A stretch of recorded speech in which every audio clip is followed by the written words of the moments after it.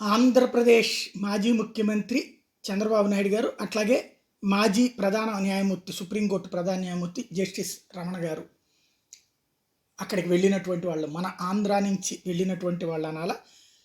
మరొక వైపున వచ్చేటప్పటికి పవన్ కళ్యాణ్ గారు అయితే చాలా భావోద్వేగాన్ని పంచుకున్నారు.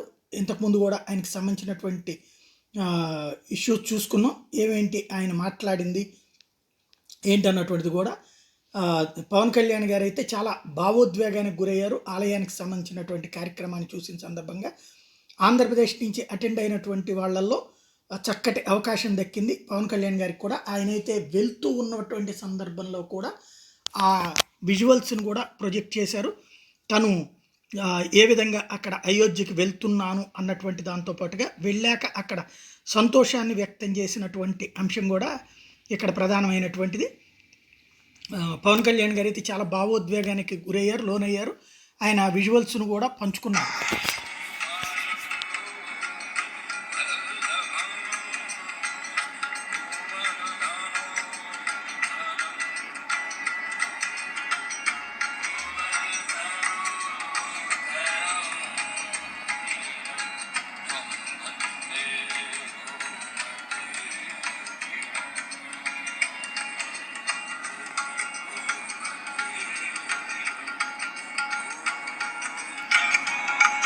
ఈ సెలబ్రిటీ హడావిళ్ళు లేకుండా ఎంత దాన్ని ఏమనాలంటే, ఓ రకంగా చెప్పాలంటే బాధ్యతాయుతంగా ఈ మామూలుగా జనాలు ఎగబడేటటువంటిది దానికి ప్రయారిటీ కాకుండా చక్కగా ఈ హడావిడి లేకుండా నీట్గా వెళ్ళి దర్శనం చేసుకున్నారు.